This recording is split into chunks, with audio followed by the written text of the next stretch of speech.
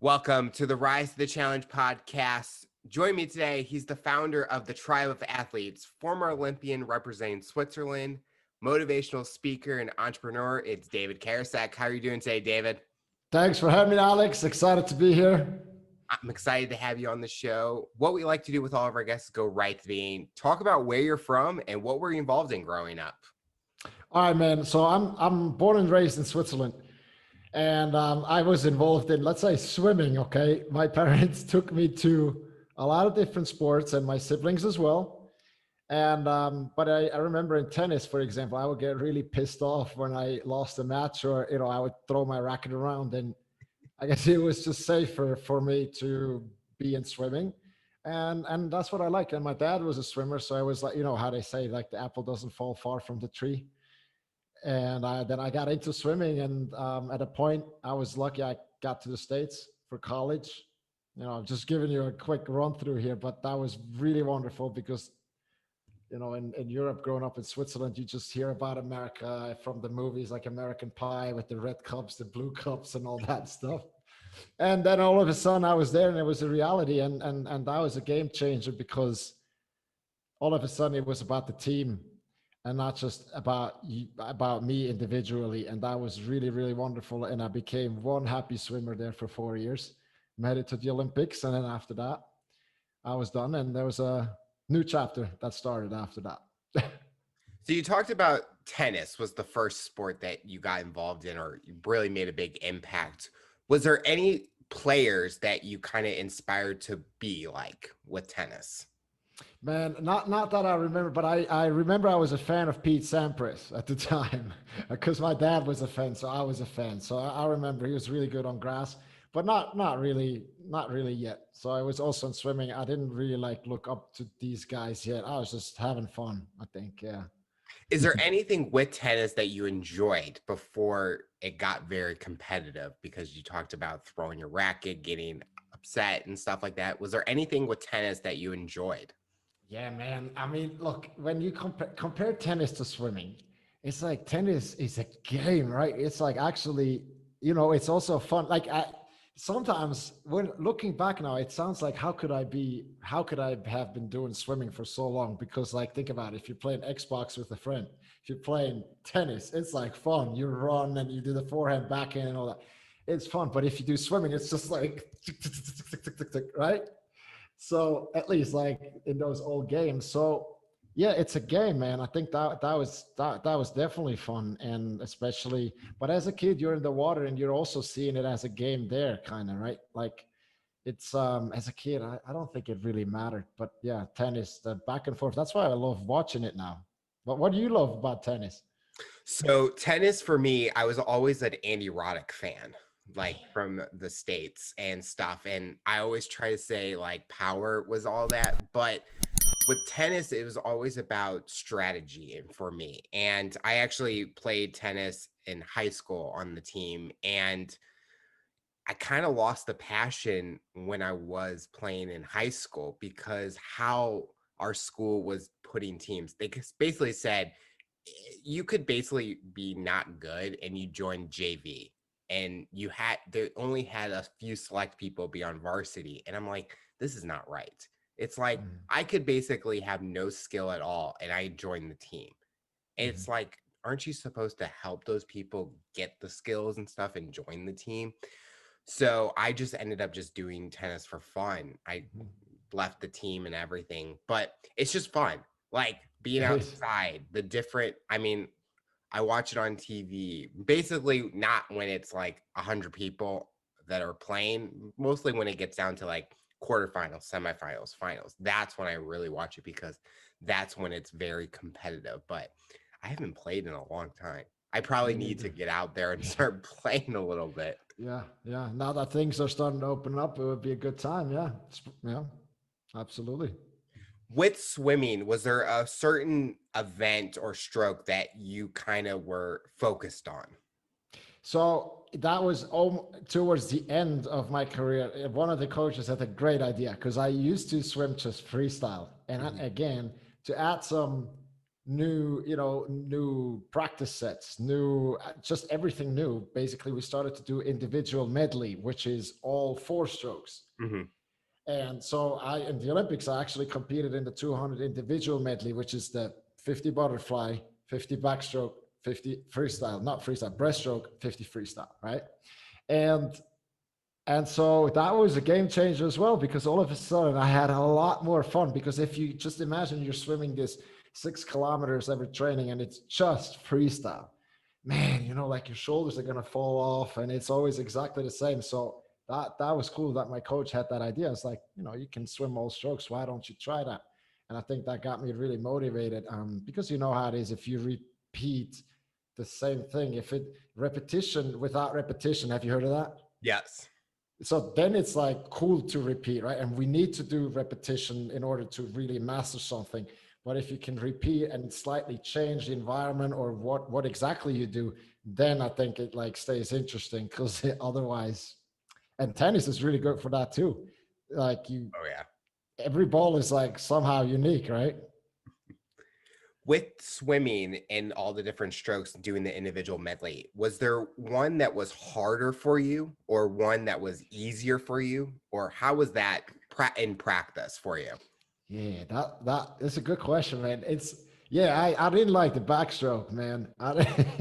Because and when you have the practice sets or even the competition with other medley swimmers, it's actually the race to watch is really interesting, because if fly is the first leg, the first 50, if somebody's really good in fly, right, he's going to go out fast, and it looks like he's ahead.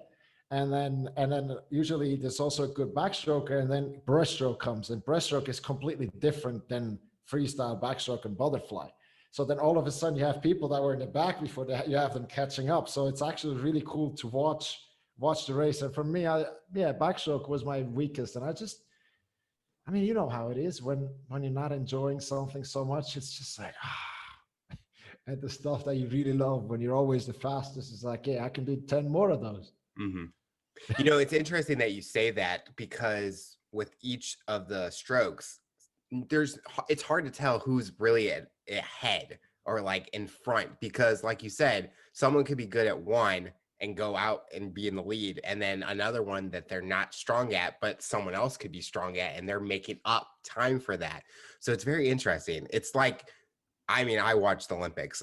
I mean, I'm hoping that they happen this year, but you never know nowadays. But getting kind of the behind the scenes of how a sport is or what an event is, it's kind of interesting.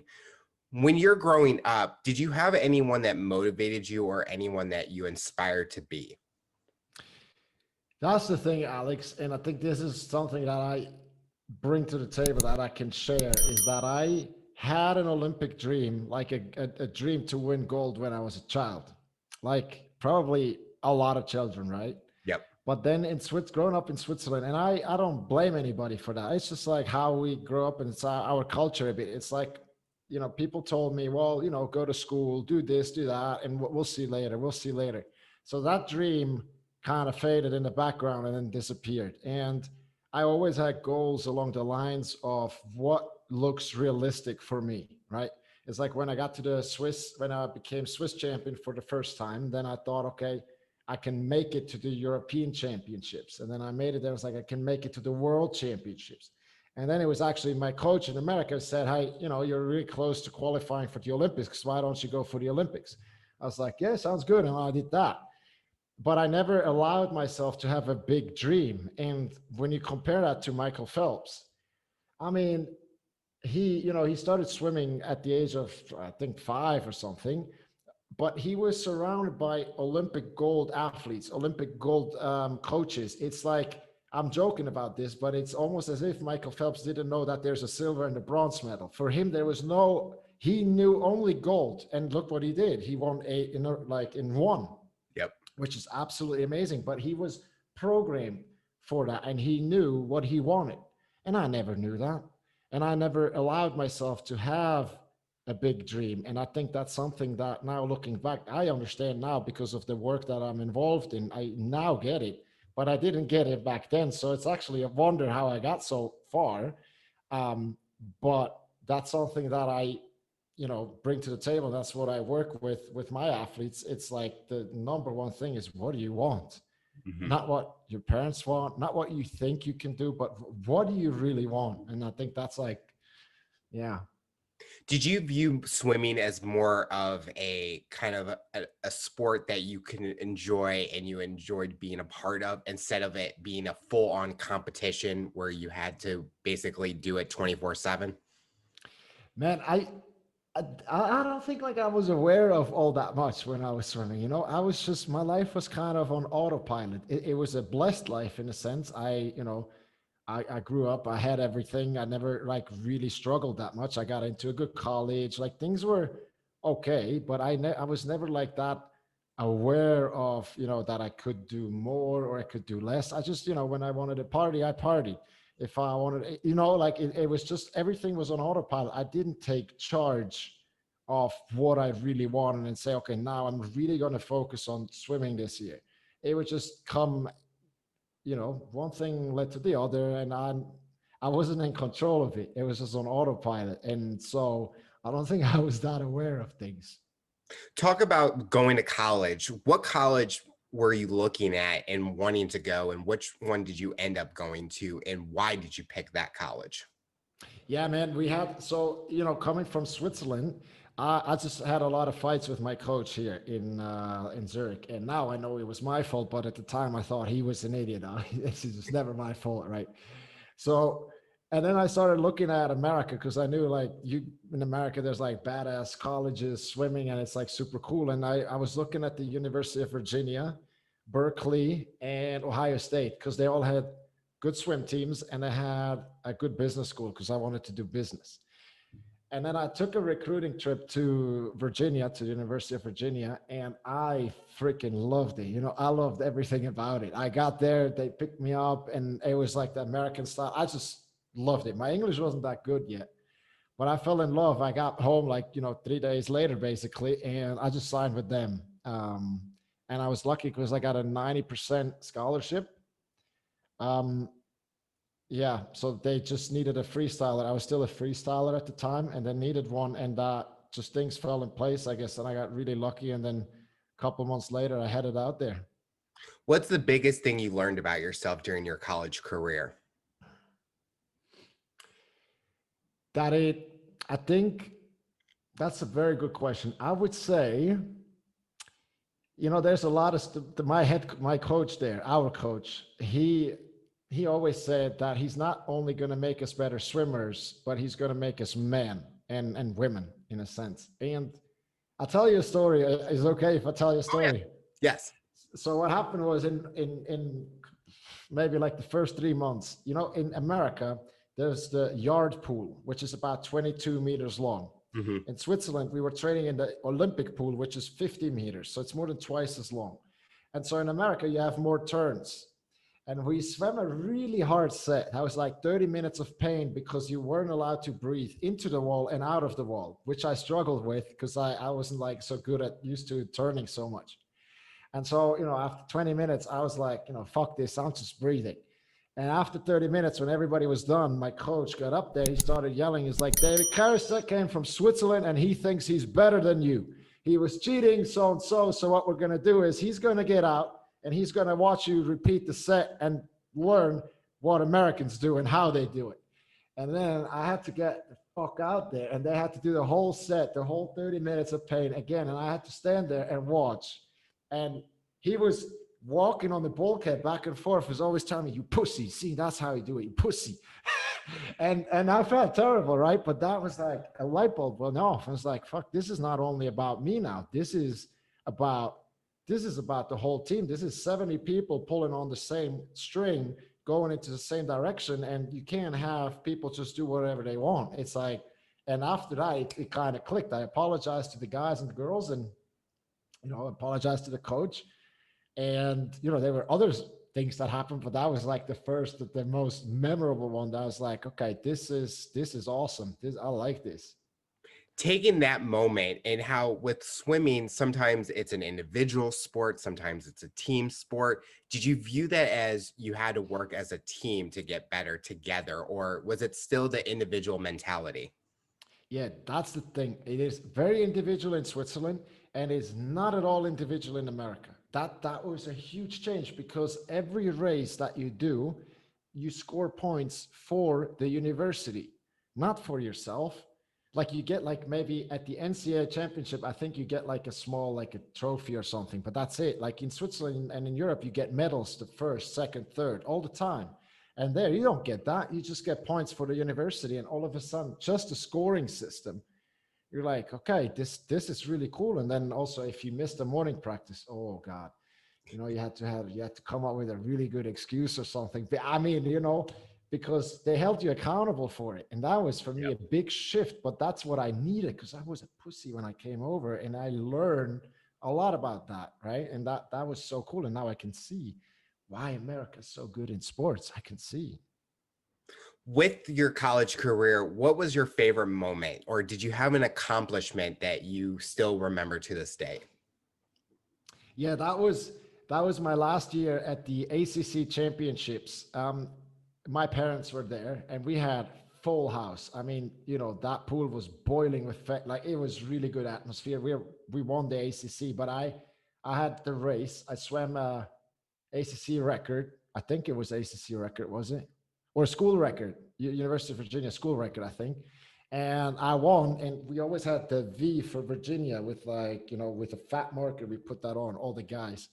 And I just remember, I won this by quite a good amount, and I was feeling really good, and I just went this and I gave them the V for Virginia, up to the stands and my parents, and that moment was like bliss. Everything came together, and I remember that clearly, and that was really nice because all the hard work and all the teammates. I mean, they were fired up, like on the side. My coach, there's videos of him like going, yeah, like while the race was still going on, and that's something you don't see in Switzerland.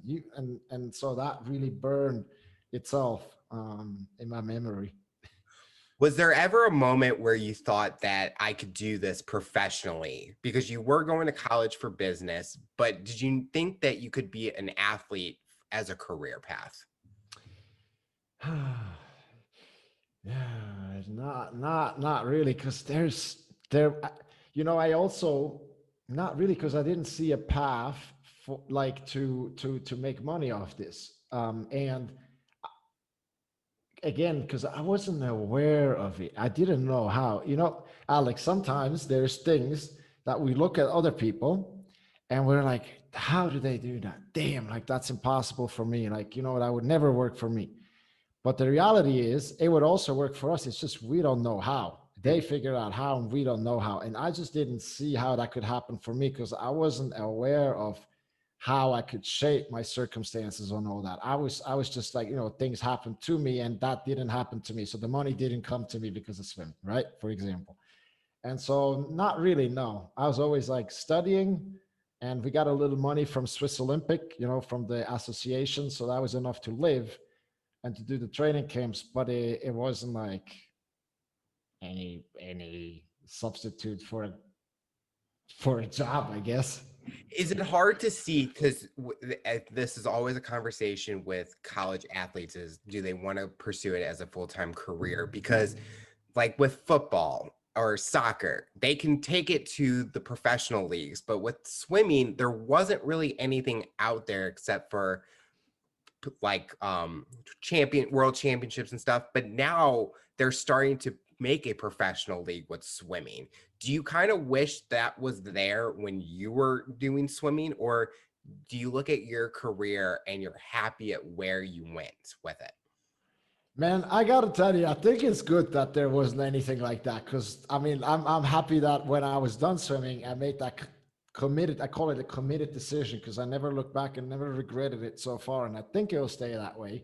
It's like I got out of it, and there's a lot of cool things that happened after that because all the time, because it was literally, it felt like, in Switzerland here, if they have a pool outside in the winter, they put like a balloon over it so they can still train. And that's literally how I felt when I was done with swimming. It was as if I stepped out of that balloon for the first time. I'm like, wow, there is so much more going on. And like the people in the world, they don't really like care about swimming that much, you know, because when you're involved in swimming all the time, you think like it's huge.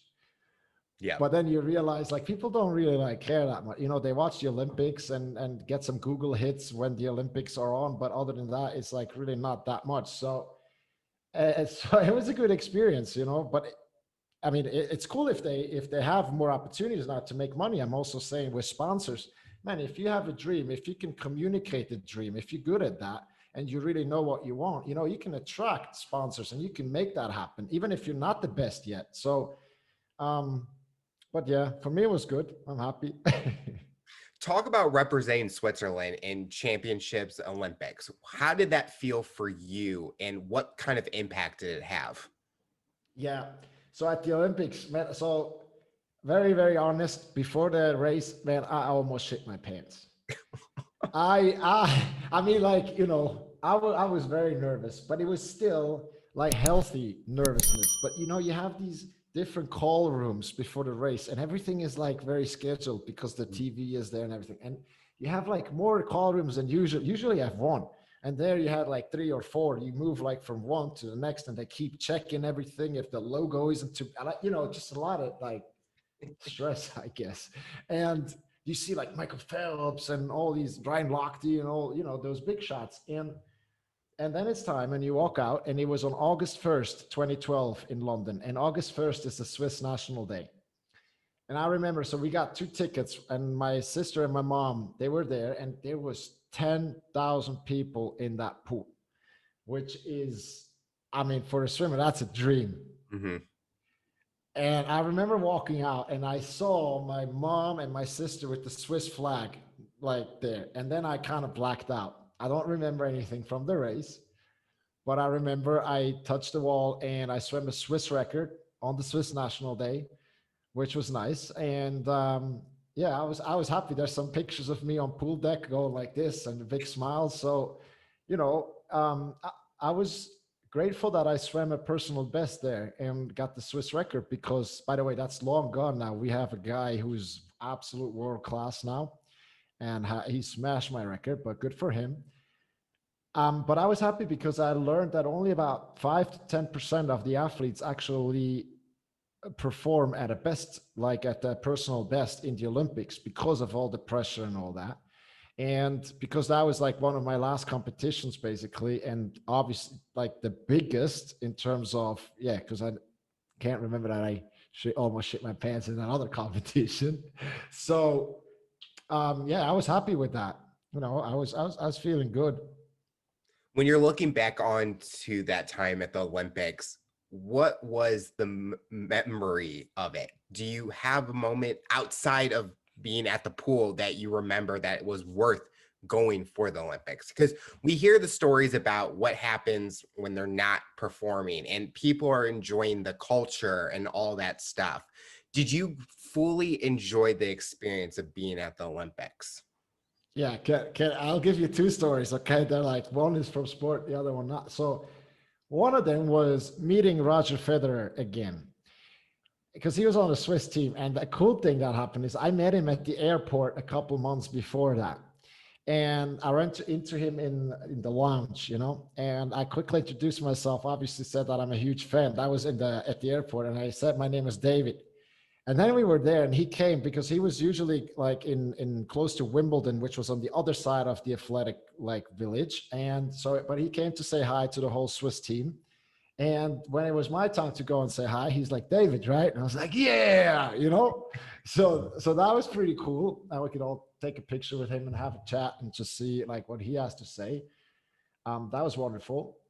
And then the other one was that when we were done swimming, we were done after like 10 days in the first half of the game. So we had to be mindful of all the other athletes, right? We couldn't like party in the rooms or whatever because the other athletes needed to sleep. And so we wanted to be respectful of that. So we took it outside, but we partied, I partied.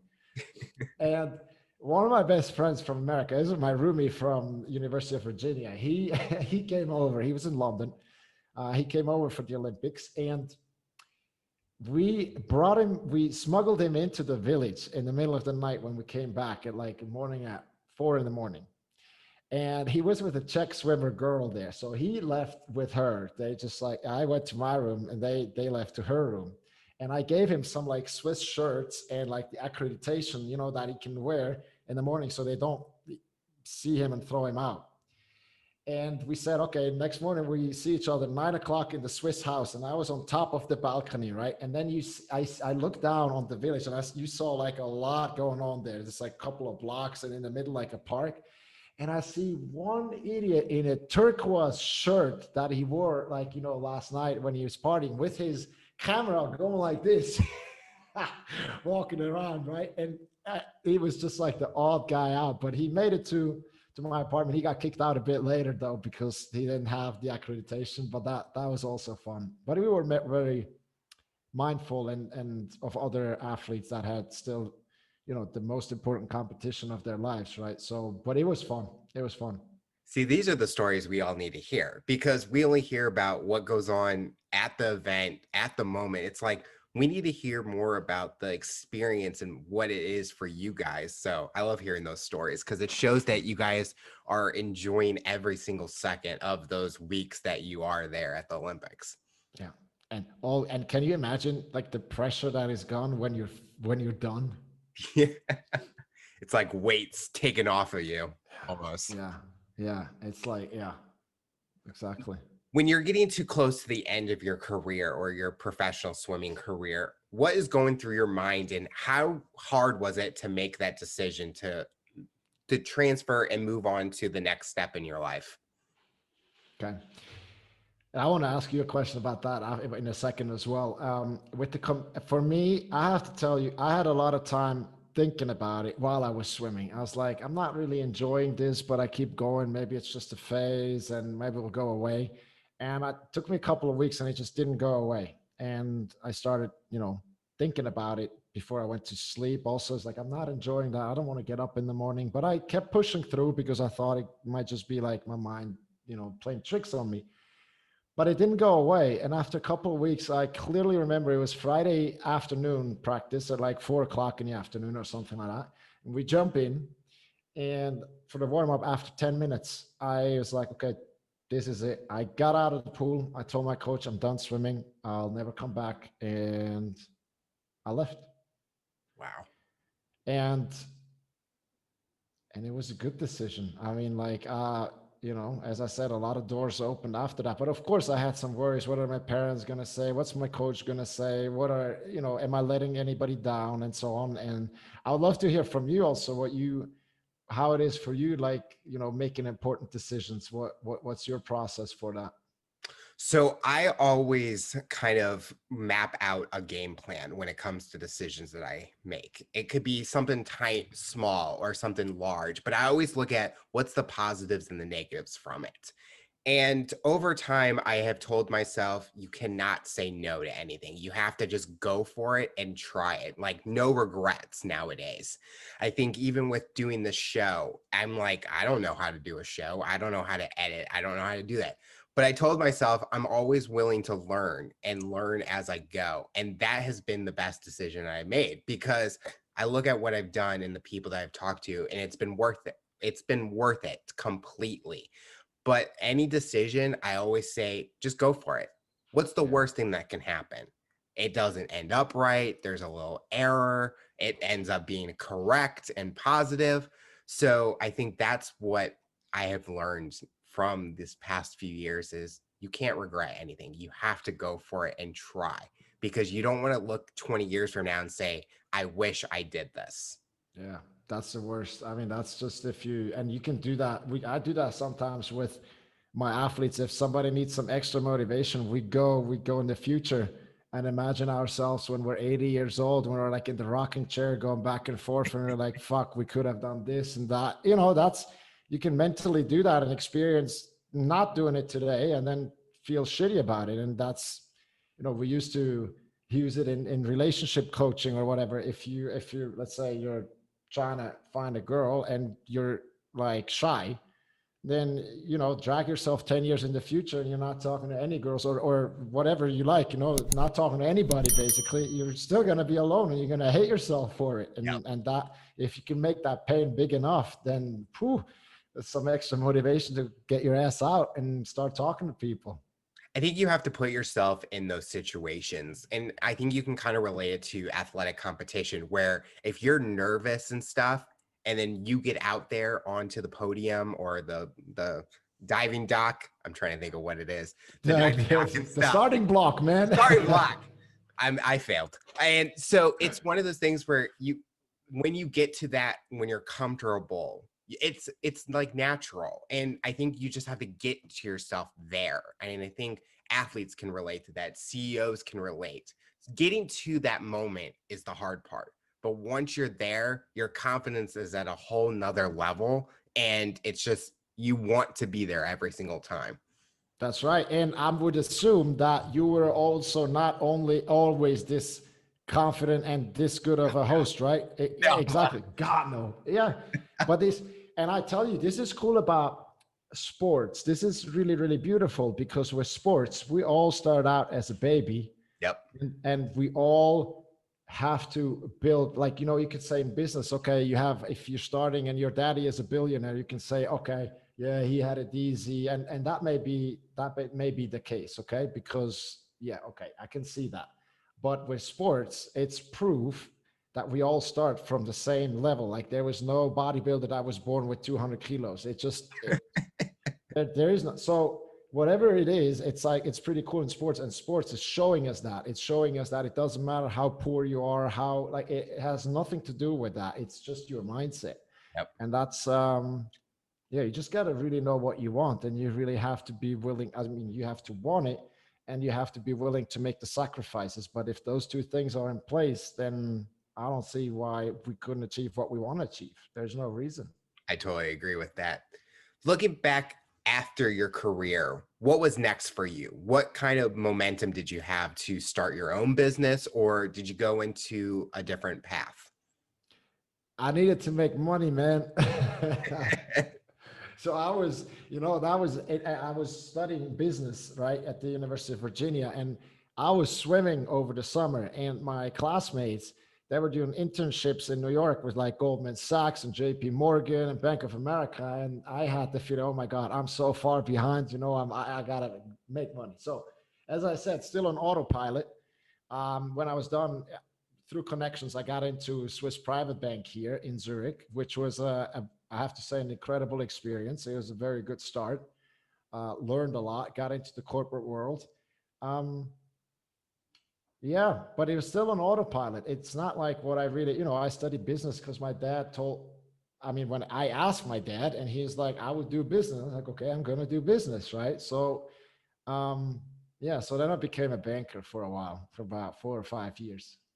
It doesn't sound like you were passionate about it. Just from how you're talking with it right now, was it more just a stepping stone to get you to that next step? Yeah, I think you had to, you hear that a lot though, right? When you speak to people, they say they had to do the corporate job first, and then they realize what they didn't like about it, and then they transitioned into what they really liked. So I think it had to happen that way. And while I was there, I actually enjoyed it. I just know that I wasn't like fulfilled because I felt like, again, my low level of awareness at the time, I felt like I was at the mercy of the boss, like a good mood, bad mood. All right. Or bonus I was angry, man. Alex, I got a really good bonus payment. In March is bonus season here. I got a really good bonus payment. That's like, it was at the time, it was as much as my sister makes in a year. And I was angry about it. Because other people got more or somebody else got more, right? So that was like, so I knew I wasn't fulfilled. I was out partying a lot, drinking a lot. So I was kind of, escaping something. It didn't occur to me what that was. And then I thought I need to make more money. I switched banks and, but I tried to solve the puzzle. And, but yeah, that went on for 4 or 5 years. Do you think that your brand or image didn't help? Like sometimes people will use their recognition of being an athlete, an Olympian, to use them to get to where they want. Do you think you had a hard time because you were not in that path? I think looking back, this is a very good question. Looking back, and that's something I learned about myself was that I wasn't, because in swimming I had quite a lot of success. At least it felt like, you know, you could say, oh, you were only 27th in the Olympics. That's not success. Well, for me, it felt like success. I was getting attention and so on.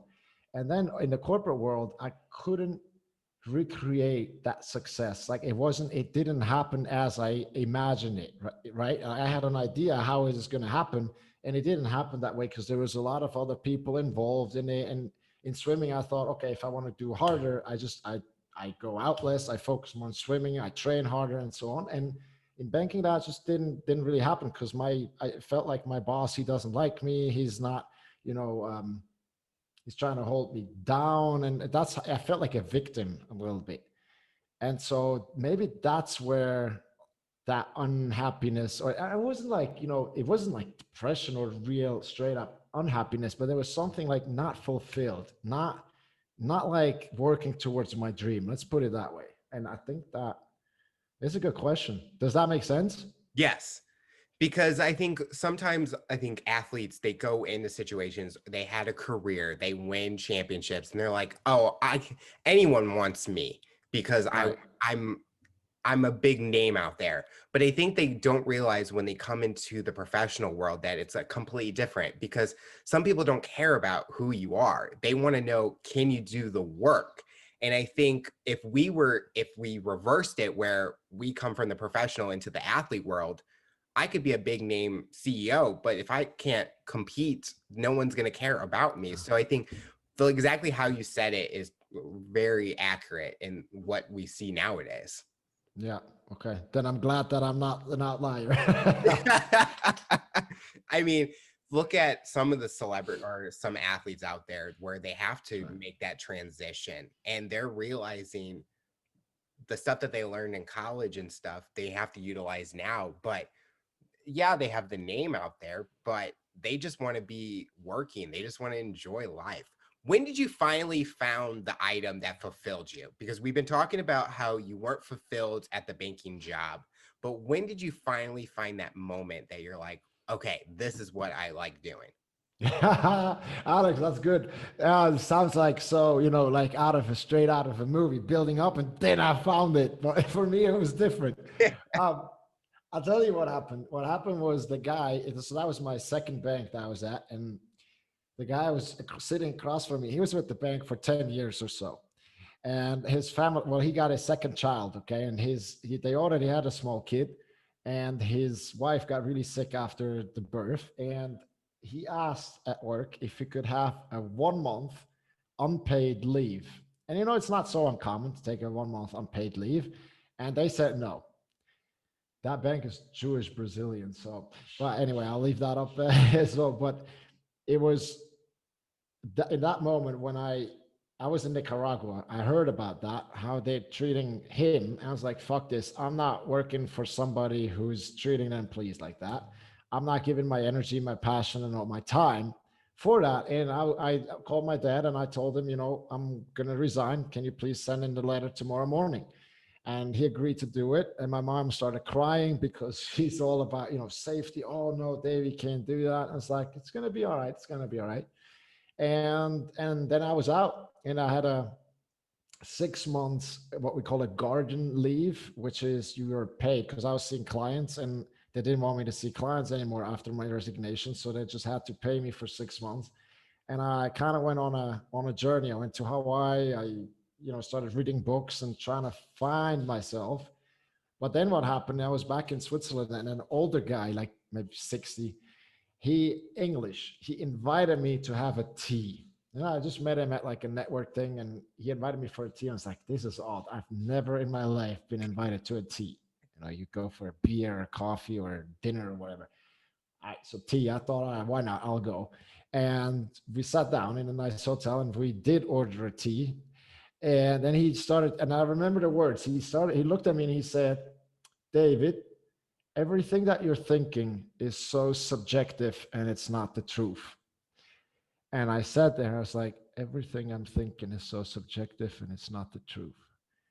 And I said, damn, I think he's right. It's like hard to argue because I always want to argue everything because I thought like I'm right and all that. And I, then I started to read more books about this that were so programmed and that often we think about that we know the truth, that we know how it is. And I found out how little that I know and how much there is to learn. And I'm starting to ask the question, how the hell did nobody tell me that earlier, right? But I think it was always here. I just didn't hear it. I didn't have the something, had to happen over the years that I was ready for to hear that. And I find that very, very interesting that it took so long. Some people never wake up to that. Other people, they very early. It's everybody's different. But I think when it hits you, then it's like almost impossible to ignore because yeah, everything is so subjective and it was so true, right? So his perspective helped you realize what was Yeah. going on in your life. Yeah. Have you ever thought about it like that? Everything that you're thinking is kind of just what you experienced and it's not what the world really is? Yeah. Because it's definitely about point of view. Like everyone has a different version of what they go through, even if it's the same thing. Some people, it hits them even harder. Sometimes it's a lot easier. But I think nowadays people have to realize the different point of views of what people are going through, and then they can understand. And then that's how everyone can work together to make it better in a way. That's right. That's right. And you make better decisions because if you make decisions based on your feelings that you have, it's like your feelings are kind of like they're not lying to you, but they're just representing your past, basically. If you had shitty experiences doing this and that, then you're scared of that. You're not doing it anymore, but you might be missing out on so much, right? So if you can take away the power from the feelings and focus on what you really want and then give it another go and just say, look, other people, as you said, they don't have these feelings for the same activity, let's say. Yep. So then why do I have it? And you start to understand, it's because of this, that. And then all of a sudden you have so many options that are available to you. And when you have options, you see how it can happen. And when you see how it can happen, you get really motivated and it's kind of like building that momentum, right? It doesn't look like magic anymore. Yes. And definitely in the business world nowadays, where like companies are looking at their point of view, but it's like, what about the customer side?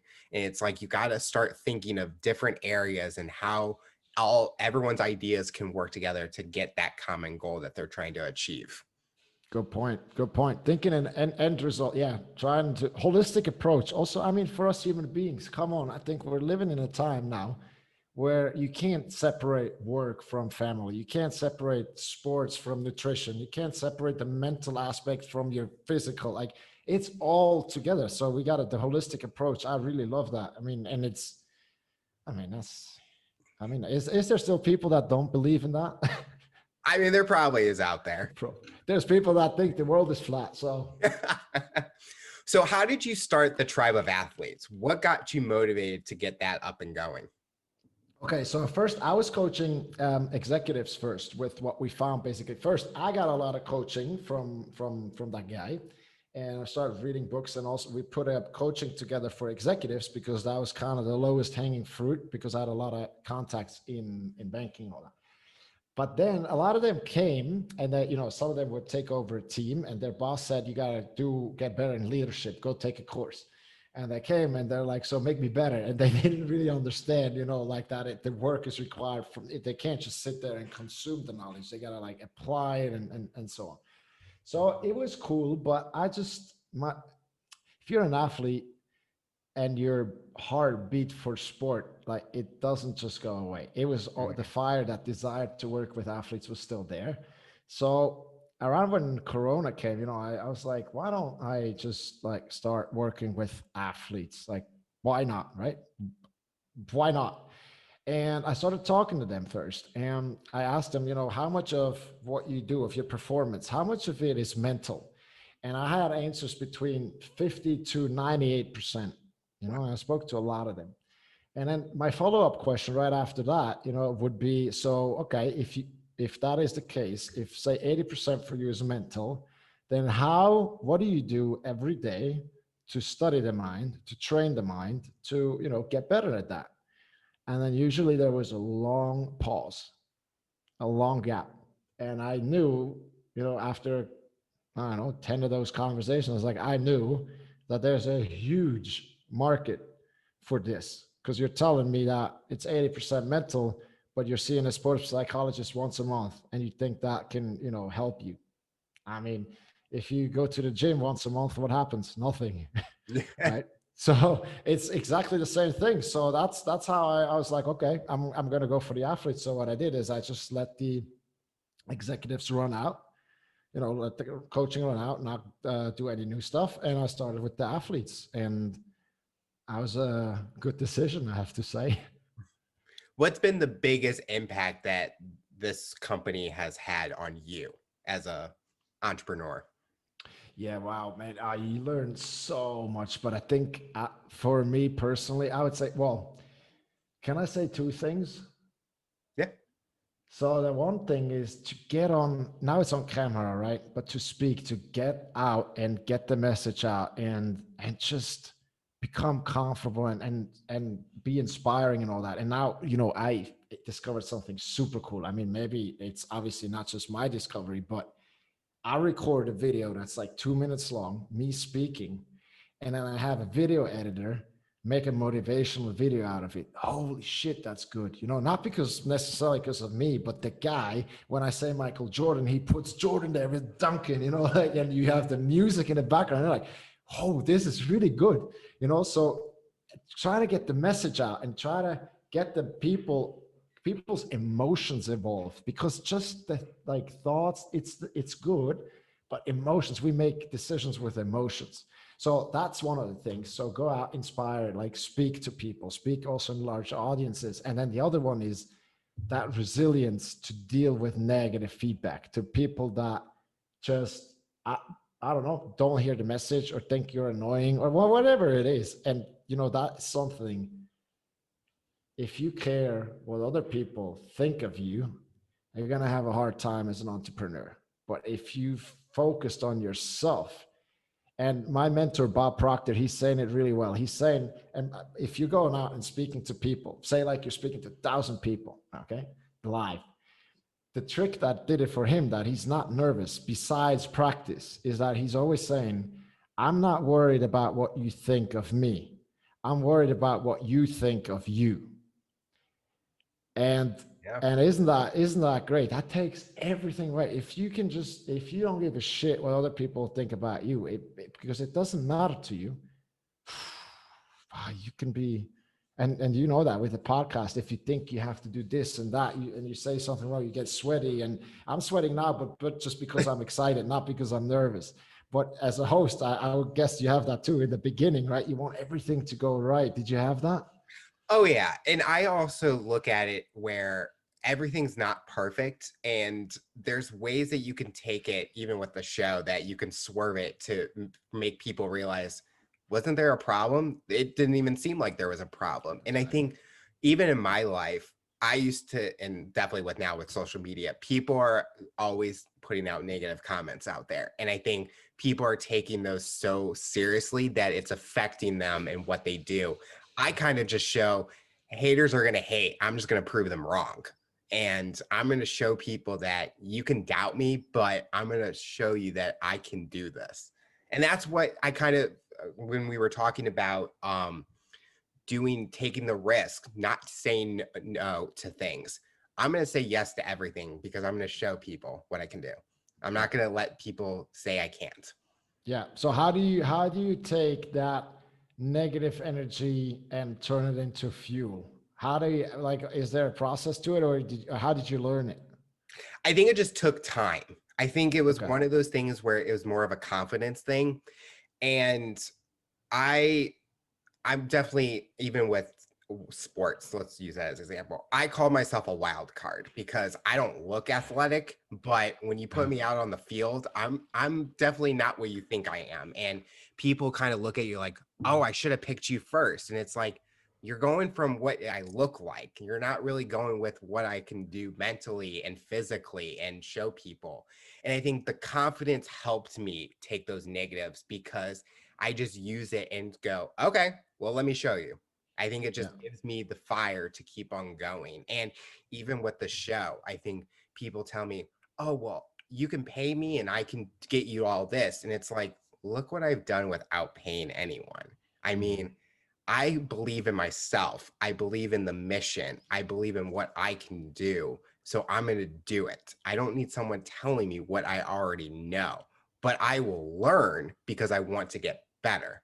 Yeah, exactly. And you learn when you're doing something that you freaking don't know how to do. Because that's why you want to have goals, and the mission is not to get stuff, it's to learn, to become Oh, the yeah. person that we get. Because it takes, as you say, it takes courage, confidence. You gotta build that stuff to go for something that you have no idea how to get there. If you're doing something that you already know how to do, if somebody gives you step-by-step template, you do this, that's not a goal. That's like following orders or whatever. But yeah, I love that. I really love that.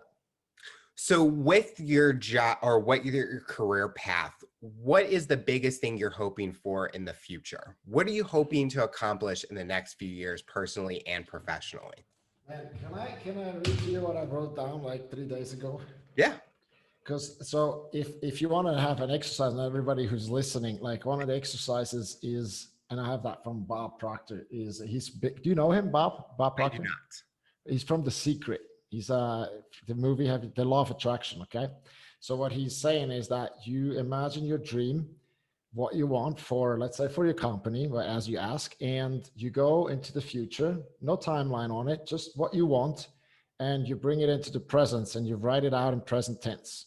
And I do that every day.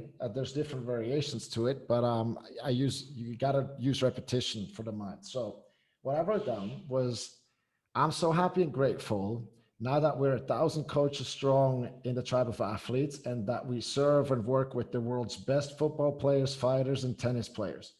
Every one of my coaches is a former athlete who's worked with me individually and had so much success with the mental training that this is all he or she wanted to do after their career. We're getting millions of views on our YouTube channel, and it's every athlete's dream to be coached by us. I'm traveling around the world to Champions League games and Grand Slam tournaments as a fan, mentor, and friend of the world's most inspiring athletes. So that's what came out, I think, like 3 days ago or something. For my so that yeah, that's how what gets the thoughts and the emotions going to start to attract these things. And what you find is, if you do that for long enough, there's no other way than these things will start to move into physical form. Because look, this is, and this is not my knowledge, that's why I'm so confident, right? This is knowledge that people that have studied their entire lives, just that, is, when you think about it, this pen existed in somebody's mind as a thought Hmm. first, just a thought, and with time it moved into physical form. Now the phone that we're using these days existed in Steve Jobs or somebody's mind as a thought at first, and with time it moved into physical form. Now Michael Jordan had a dream, and he had a dream to be the best basketball player in the world, and he had the dream and he believed he can have the dream before it has happened, and he hung out with them that dream a lot, and he moved it into physical form. That's how creation works. It's like animals can't do that. Animals can't like imagine their future. They can't, like, a dog doesn't imagine like what it's like if he, had unlimited food or whatever. Like, a dog doesn't really imagine that. But we human beings, look around you, like everything that's not grown by Mother Nature is created by us. We create our own environment, like literally. And so that's the power that we have. It's just we got to learn how to use it. And unfortunately, we're not told in school. Um, but yeah, we're incredibly powerful. So yeah, that's what I do. If you're asking, thanks for asking. Do you feel when you write something down, it's easy, it's better for you to kind of be motivated to complete it? Because that's always like a goals list. People write it down, they see the words, and they use that as fuel to the fire. Yeah, yeah, writing it down. But the trick is, from what I understand so far, is that you have to become emotionally involved in it, because it's your heart that creates. And so what you want to what I try to do with my athletes also, when we're doing it, is that you want to have a picture come to you, because we're thinking in pictures. When I ask you to think of your front door, that comes, right? If I ask you to think of the fridge, Yep. it's right there. So in a perfect world, you want to have like a goal card somewhere, like in the wallet, or I have one like here. You want to have like a little goal card where there's like a sentence or something that you're really focused on, and you want to have that image flash. It takes a bit of practice because again, it takes some repetition. But then when you see it, when you see the sentence, you're like, boom, that picture comes up, and it steers the emotion because that's what's creating. So it's not enough just writing it mechanically. It's like you want to like close your eyes and feel it, right? And that's like, so it's like a combination of the two. But writing it down is it's very powerful. Looking back at your career and journey so far, would you change any outcome to pave the way towards a new future? Or do you like what has happened because it's gotten you to where you are today? All right. So I have, okay, let's put it this way. I have no regrets, but because I did the best that I could with what I knew at the time, with who I knew and what I knew. But if I could go back and like kind of learn about all this that I learned 3 years ago, oh yeah, I would definitely want to know that stuff. Because who knows where I would be today and how many people I'd be serving or already have served. I don't know, but yes, I would definitely want to know about this earlier. The final question I'll ask you, based on your journey and experience, for someone that's listening to this interview, what tips or advice would you give them to overcome obstacles, accomplish their goals, and rise to the challenge? Yeah, man. Okay, that to realize that everything starts in the mind, that it's mindset before mechanics. Like you can only be as strong as you think or as you believe. You can only jump as far as you believe you can jump. It's all about your beliefs, and you gotta, I mean, you don't have to, but that's my tip is to start to study the mind, start to study the most successful people, the most successful athletes in the world. And don't think that you know it all. Start to study them or listen to coaches or let's just listen to people that my coach is saying. You want to be around people. You want to listen to people who know more than you, but also know that they're no better than you. They just know more, but they're no better. It doesn't matter, but they know more. They're like, you're here and they are here. And the thing is, they know exactly what's going on here because they've been there. And if you can get over the ego, the shyness, the being proud or whatever it is, and just say, hey, I'm going to ask these people, how do they do it? This is your fastest way to success, and you can overcome any obstacle. It's literally like the guy here or the girl lifting you over the obstacle, because what you'll find often is that they want to help, Mm-hmm. right? They want to inspire because it feels good for them too if they're having their little people little people, like the students or whatever that they can mentor. So that would be my tip. Well, David, I want to thank you so much for coming on the show and talking about your rise to the challenge. You're inspiring so many people, and we're excited to see what the future looks like for you. Thanks for having me, Alex. You're a wonderful host. I was excited.